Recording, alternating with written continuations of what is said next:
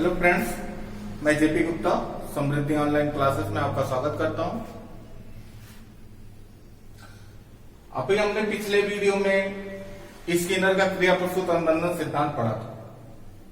व्यवहारवादी साक्षर सिद्धांत या उद्दीपन क्रिया सिद्धांत के अंतर्गत हमने 3 सिद्धांत पढ़े, थॉर्नडाइक का, पावलोव का और स्किनर का। अब संज्ञानात्मक सिद्धांत के अंतर्गत हम पढ़ते हैं, सीखने के संज्ञानात्मक सिद्धांत के अंतर्गत पहला कोहलर के अंतर्दृष्टि या सूझ का सिद्धांत हम पढ़ते हैं। जिसके कोहलर के का अंतर्दृष्टि या सूझ का सिद्धांत सुना होगा आपने, बड़ा प्रसिद्ध सिद्धांत है। अगर कोहलर के सिद्धांत अंतर्दृष्टि या सूझ का सिद्धांत या गेस्टाल्ट सिद्धांत इसको कहा जाए, तो ये सिद्धांत का अगर प्रतिपादक है नाम तो कोहलर के ऊपर से चलता है, लेकिन इसका जो प्रतिपादक है वो मैक्स वर्दिमर है, जो जर्मन थे। ये सारे मैक्स वर्दिमर, कोहलर, कोपका, ये सब एक साथ ही काम करते थे और ये जर्मन थे, बाद में ये अमेरिका चले गए। तो प्रतिपादक तो मैक्स वर्दिमर ने किया, लेकिन इस पर जो काम किया, प्रयोग वगैरह किया, इस सिद्धांत को इन्होंने बताया तो इन्होंने, लेकिन मेन जो काम किया वो कोहलर ने इस पर किया। इसीलिए इसको कोहलर का अंतर्दृष्टि या सूझ का सिद्धांत कहा जाता है। प्रयोगकर्ता हमने बताया कोहलर है, उनके सहयोगी कोपका के साथ इन्होंने इस पर प्रयोग किया। प्रतिपादन 1912-13 में हुआ, लेकिन प्रसिद्ध कब हुआ?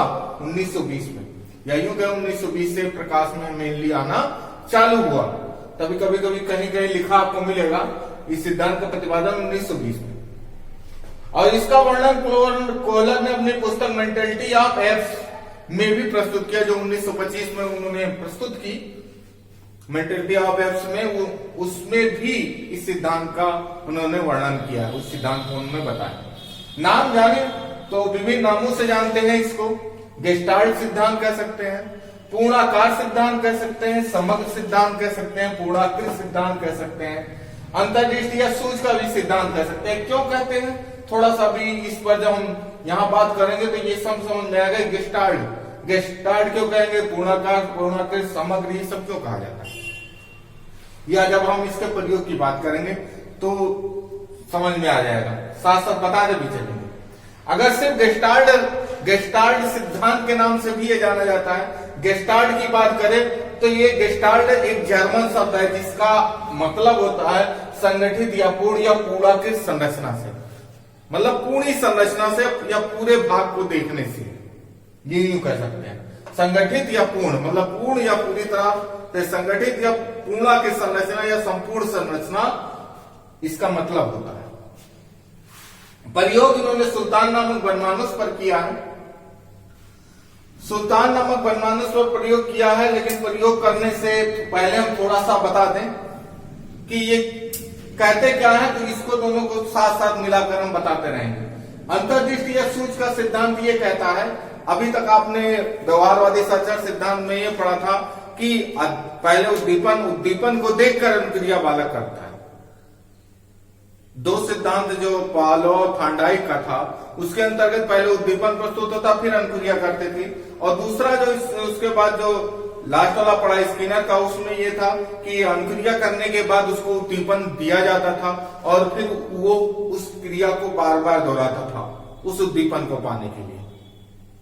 तो इसमें उद्दीपन और अनुक्रिया के बीच संबंध की बात कही गई है, लेकिन यहां जो बात कही गई है कि उद्दीपन को देखकर अनुक्रिया करना या सिर्फ अनुक्रिया के लिए उद्दीपन करने की बात नहीं कही गई।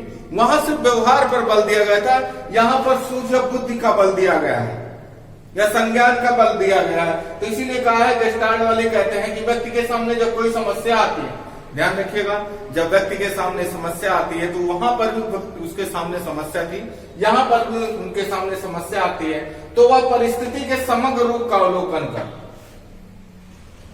संपूर्ण परिस्थिति का अवलोकन करता है, अवलोकन कर उसमें उपस्थित उद्दीपनों के मध्य अंतर संबंधों को स्थापित करता है। उसमें जो भी उद्दीपन उपस्थित होते हैं उनके बीच का संबंध जानता है, क्या संबंध है, जिसके परिणाम स्वरूप उसके अंदर एक अंतर्दृष्टि या सूझ जन्म लेती है और वह समस्या का समाधान कर लेता है। जब उस अंतर संबंधों को जान जाता है तो उसके दिमाग में एक सूझ या एक युक्ति जन्म लेती है और वह उसके संबंधों और समस्या का हल उसको तुरंत मिल जाता है। सूझ क्या, उससे पहले हम बात करेंगे प्रयोग। सुल्तान नामक बनमानस पर उन्होंने प्रयोग जो किया, उन्होंने उस पर 2-3 प्रयोग किए। 1-2 प्रयोग के बारे में हम आपको बताते हैं कि मान लीजिए आप वो सुल्तान, ध्यान रखिएगा, जितने भी अधिगम के सिद्धांत की बात कही गई उसमें सभी को, जिसके ऊपर भी किया गया है, सभी को भूखा रखा गया। भूखा इसलिए रखा गया है ताकि उसके अंदर उत्तेजना मिल सके, उसको अप्रेरणा मिल सके। सीखने की क्रिया में अप्रेरणा बहुत महत्वपूर्ण है। हमने आपको बताया था सीखने की प्रक्रिया में अप्रेरित जब तक नहीं होगा तब तक वो सीखने के लिए तत्पर नहीं होगा। तो पहला प्रोसेस मोटिवेशन है।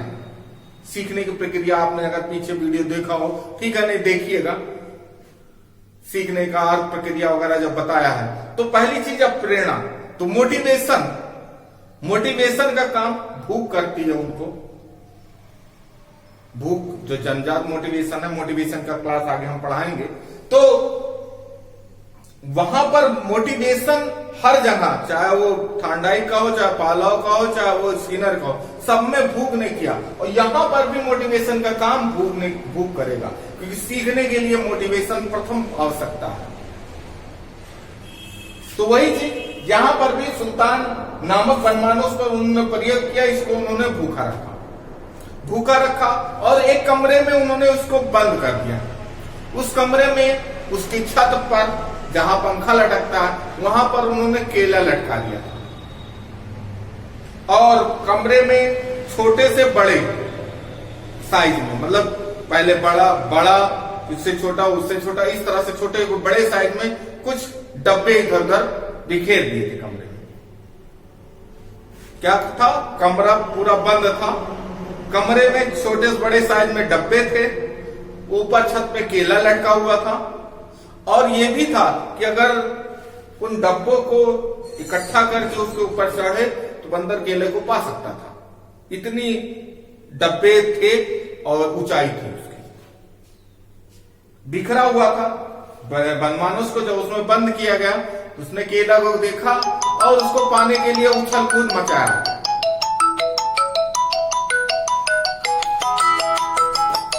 अरे यार,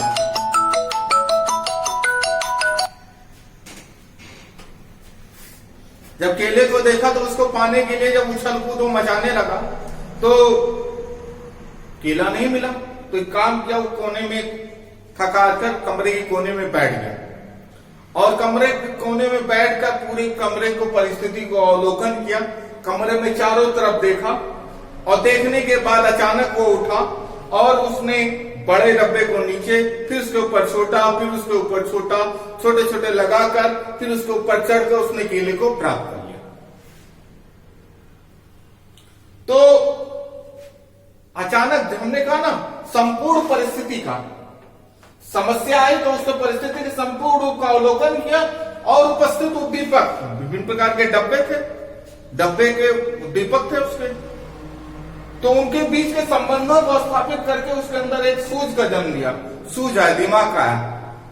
सूझ का मतलब एक प्रकार से अगर कहा जाए, शाब्दिक अर्थ कहा जाए कि आइडिया आना, जैसे व्यवहारिक भाषा में, गांव की भाषा में कहते हैं, दिमाग में एक आइडिया जन्म ले लेता है, एक युक्ति जन्म ले लेती है। तो वो युक्ति, ये वो आइडिया ही क्या कहलाता है, सूझ कहलाता है। और फिर उसने समस्या का हल कर दिया। दूसरा प्रयोग उसी बनमानस पर किया, लेकिन इस बात परिस्थिति उन्होंने और कठिन कर दी। क्या कर दी? 2 प्रयोग हम आपको बात कर रहे हैं दूसरे प्रयोग के बारे में। इस बार क्या किया कि एक ऐसे कमरे में बंद किया जिसमें खिड़की थी। खिड़की के बाहर हाथ जा सकता था, इतनी चौड़ी खिड़की थी। अब उसको, उस खिड़की उस कमरे में बंद कर दिया और उस कमरे में कुछ छड़ियां लगा दी, जिसको एक के ऊपर, मतलब छोटी से बड़ी छड़ियां थी गोलाई में, जिसको आपस में जोड़ा जा सकता था। और कमरे के बाहर मेज पर केला रख दिया। केला इतनी दूरी पर था कि अगर छड़ियों को आपस में जोड़कर और उसको खिड़की द्वारा अगर खींचा जाए तो वहां तक प्राप्त किया जा सकता था। अब उसने केले को देखा, हाथ डालकर उसको पाने की कोशिश की, नहीं पाया, फिर वो वहीं बैठ गया कोने में और फिर सारे परिस्थितियों का अवलोकन किया। फिर उसने एक एक छड़ी उठाई, छड़ियों को उठाया, सारे को आपस में जोड़ा और जोड़ने के बाद फिर उसको केले को लेकर आया और खा लिया और अपनी भूख मिटा ली। तो यहां पर दोनों स्थिति में क्या किया, पहले पूरी संपूर्ण परिस्थितियों का क्या किया, अवलोकन किया। इसलिए पूर्णाकार सिद्धांत संपूर्ण परिस्थितियों को अवलोकन करता है, समग्र कह लीजिए या पूर्णाकृति कह लीजिए, इसलिए कहा गया। और इसके द्वारा सूझ आता है, एक अंतर्दृष्टि आती है, एक आइडिया आता है, इसलिए इसको अंतर्दृष्टि या सूझ का भी सिद्धांत कहा जाता है। और वह समस्या का हल कर लेता है। उम्मीद करते हैं समझ में आया होगा। सूझ, अगर सूझ की परिभाषित बात करते हैं तो किसी परिस्थिति के विभिन्न पक्षों के बीच संबंधों को देखने तथा परिस्थितियों के केंद्रीय भाव को समझ लेना ही सूझ है।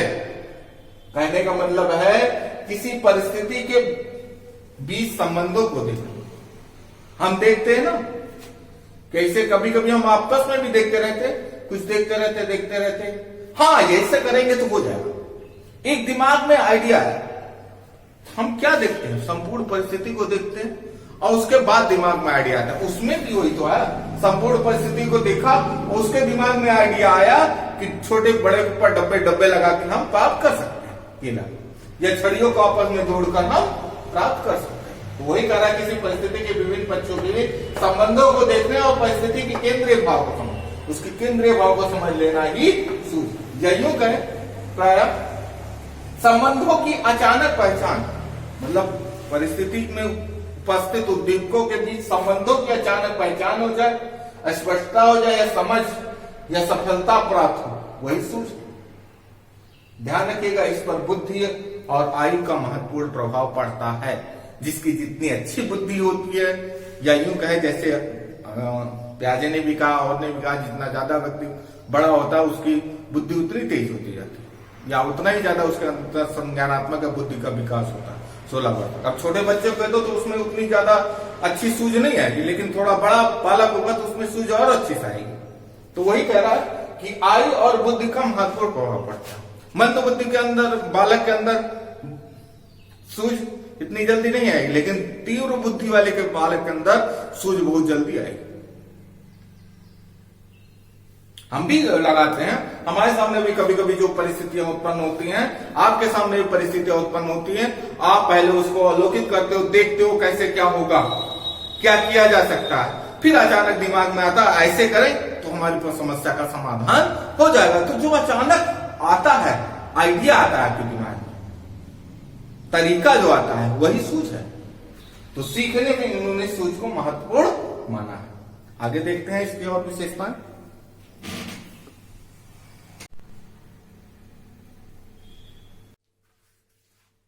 सूझ के सिद्धांत की विशेषताओं की बात करें थोड़ी से, नवीन सूझ की क्षमता विकसित करने और पुरानी सूझ को सुधारने की प्रक्रिया ही अध्ययन।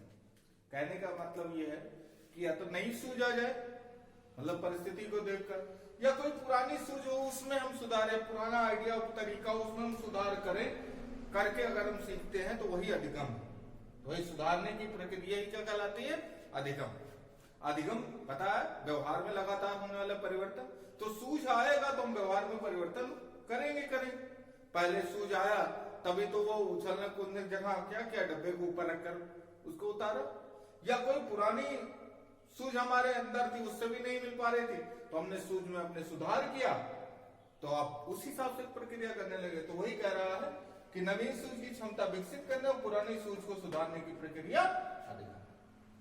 और एक चीज ये भी है कि अंतर्दृष्टि में संपूर्ण परिस्थितियों को देखकर समस्या का समाधान खोजा जाता है।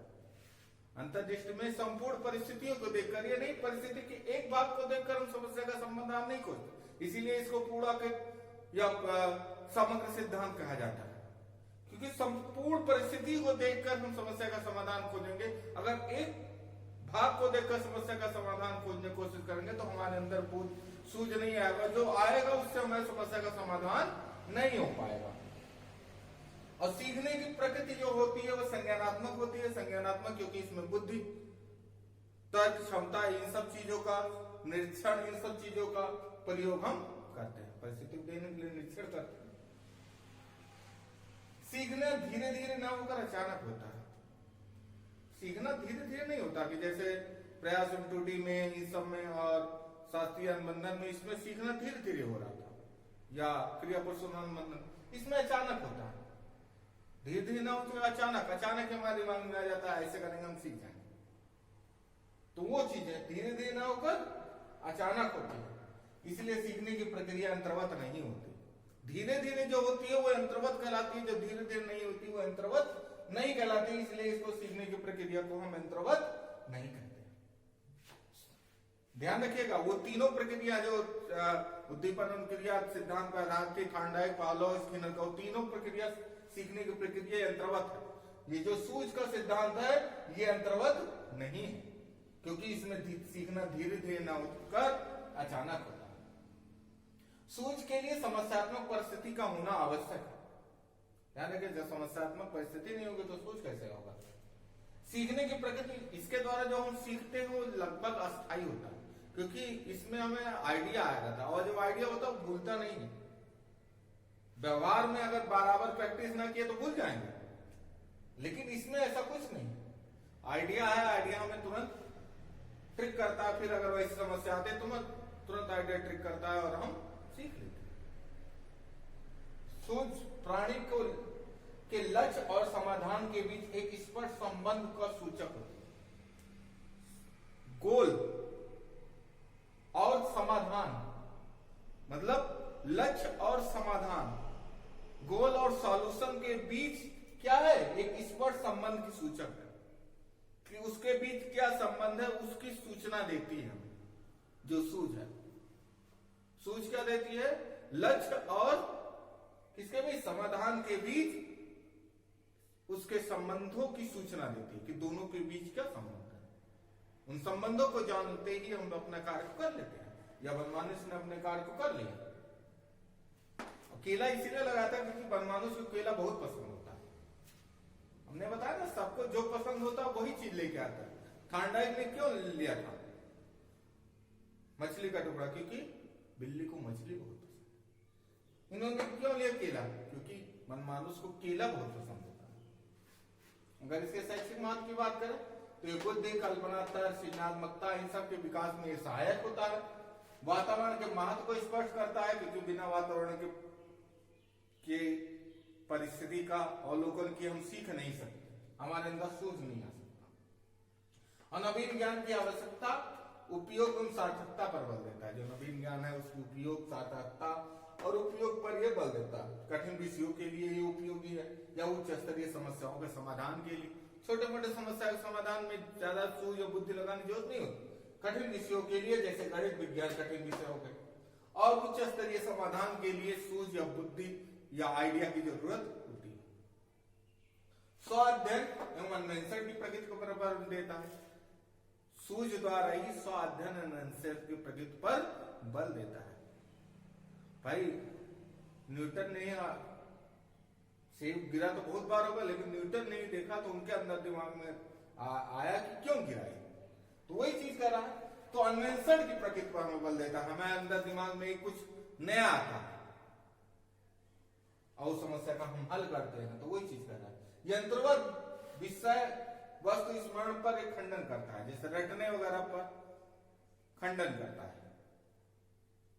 यह सिद्धांत शिक्षण सूत्र पूर्ण से अंश की ओर, पूर्ण से अंश, हम पूरे कमरे को पूर्णतः देखते हैं क्योंकि उसके अंश पर केंद्रित होते हैं, कि उसके हल पर केंद्रित होते हैं। वही शिक्षण सूत्र जो 11 एकादश शिक्षण सूत्र है, उसके 2 शिक्षण सूत्र पूर्ण से अंश और सामान्य से कठिन की ओर पर आधारित है। ये इंपॉर्टेंट है, पूछा जा सकता है, और ये शायद पूछा गया है अभी पीछे, तो इसको आप अगर देखेंगे, सॉल्व करेंगे एग्जाम सी-टेट, यूपी-टेट का, तो उसमें ही पूछा गया है कौन सा शिक्षण सूत्र पर ये आ रहा है। तो ध्यान रखिएगा, संरचनात्मक कार्यों के लिए विशेष उपयोगी। तो ये कुछ इसके शैक्षिक महत्व थे, इसकी विशेषताएं थी। अब बात करते हैं इसकी आलोचना की।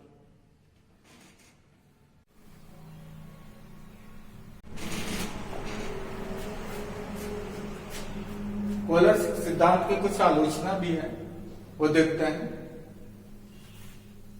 या इसके कुछ डिलिमिटेशन है उसको भी हम ध्यान देते हैं। डिलिमिटेशन कह लें या आलोचना कह लें। इसमें पहला है कि इस सिद्धांत के नियम के सभी प्रकार का अधिगम संभव नहीं है। मतलब इस सिद्धांत द्वारा हम सभी प्रकार के अनुभव, मतलब सभी प्रकार के अधिगम या सभी प्रकार के लर्निंग हम नहीं कर सकते। जैसे लिखना, पढ़ना, बोलना, इसमें अंतर्दृष्टि की कोई आवश्यकता नहीं, इसमें तो प्रयास हम त्रुटि ही ज्यादा महत्वपूर्ण है। तो वही चीज कह रहा है कि इस प्रकार के अधिगम में, इस प्रकार से के सीखने में सभी प्रकार का अधिगम नहीं किया जा सकता। दूसरा डिलिमिटेशन इसका अगर हम बात करते हैं कि यह सिद्धांत अपने आप में पूर्ण नहीं है, क्योंकि प्रयत्न तथा भूल किसी न किसी स्तर पर आवश्यकता है, या प्रयास एवं त्रुटि किसी न किसी स्तर पर आवश्यक जरूर है। हर स्तर पर हम प्रयास एवं त्रुटि करते हैं, और पूर्ण अनुभव भी हमें समस्या का समाधान एवं सीखने में सहायक होता है। पुराना अनुभव जो होता है वो भी हमें समस्या का समाधान करने में सहायता प्रदान करता है। समानता का नियम थॉर्नडाइक ने प्रयास एवं त्रुटि के द्वारा भी कब बताया था कि पूर्ण अनुभव जो होता है, समस्या आई हुई होती है तो उसी प्रकार कोई समस्या आती है तो हम हल देखते हैं, तो पूरा अनुभव भी काम करता है। वो थॉर्नडाइक के सिद्धांत प्रयास एवं त्रुटि पर भी वो आधारित होगा। और हर जगह हम देखेंगे अचानक सूझ नहीं है कि पहले प्रयास हम त्रुटि करेंगे थोड़ा बहुत, फिर हम कुछ ना कुछ इसका यूज हम करेंगे। उसमें भी देखिए सिद्धांत में पहले प्रयास करता है, त्रुटि करता है, पाने की कोशिश करता है, फिर नहीं आता तो बैठ के सोचता है। तो वही चीज ये कह रहा है। अंतर्दृष्टि पर भी बहुत सी बातें प्रभाव डालती है। मतलब अंतर्दृष्टि आएगी, सूझ आएगा, आइडिया आएगा, उस पर भी बहुत सी बातें प्रभाव डालती है। जैसे शारीरिक क्षमता कैसी है, आयु कैसा है, वंशानुक्रम कैसा है, व्यक्ति भिन्नता कैसी है, अधिगम की व्यवस्थित दशाएं कैसी है, बुद्धि कैसा है, बुद्धि भी इसमें डालती है, बुद्धि कैसा है, ये सारी चीजें डालती है प्रभाव। कि जैसा होगा वह उसी हिसाब से आपके अंदर आइडिया सूझ आएगा या सूझाएगा या नहीं आएगा, ये सब पर भी डिपेंड करता है। और साथ साथ एक सेरिंगटन नामक विद्वान थे, उन्होंने कहा है कि अचानक समस्या का समाधान संयोग की बात है, अंतर्दृष्टि नहीं। समस्या का अचानक समाधान आपके पास आ गया, ये एकमात्र संयोग है, अंतर्दृष्टि नहीं। तो ये कुछ इसकी आलोचना थी। मेरे दिमाग में एक थोड़ा सा सूझ के बारे में एक उदाहरण आ रहा है, आपको बता देते हैं कि हम देखते होंगे क्राइम पेट्रोल या बहुत सारी मूवियां देखते हैं, तो उसमें पुलिस वाले क्या करते हैं, जब किसी समस्या का समाधान करते हैं तो बोर्ड ऐसे ले लेते हैं, उसी पर उस केस से संबंधित सारी चीजें को पिन अप करते जाते हैं, और फिर खड़े होकर अचानक से इसे देखते रहते, अचानक उनके दिमाग में आता, कहते चलो यही इसका कातिल है, यही इसका विक्टिम है। तो क्या है, वो सभी चीजों को इकट्ठा करते हैं, सभी उद्दीपनों को इकट्ठा करते हैं, और सभी उद्दीपनों को इकट्ठा करने के बाद उसको अपूर्णतः अवलोकन करते हैं। अवलोकन के द्वारा उनके अंदर सूझ उत्पन्न होती है, अवलोकन द्वारा उनके दिमाग में एक आइडिया उत्पन्न होता है, और वो विक्टिम तक या समस्या के समाधान पर पहुंच जाते हैं, वही सूझ है। तो इसीलिए पूर्णतः अवलोकन करेंगे किसी भी समस्या का, तभी हम उसके समाधान पर पहुंच पाएंगे, और जो समाधान आएगा वही सूझ कहलाता है, वही अंतर्दृष्टि कहलाता है। तो उम्मीद करते हैं कि कोहलर का सूझ या अंतर्दृष्टि का सिद्धांत आपको समझ में आया होगा। अगर इसमें किसी प्रकार का डाउट रहता है तो आप हमें कमेंट द्वारा फीडबैक दीजिएगा, उसका उस समस्या का समाधान हम नेक्स्ट वीडियो में जरूर करेंगे। वीडियो पसंद आया हो लाइक करिए, शेयर करिए, सब्सक्राइब करिए। इसी के साथ आज का वीडियो समाप्त करते हैं। धन्यवाद।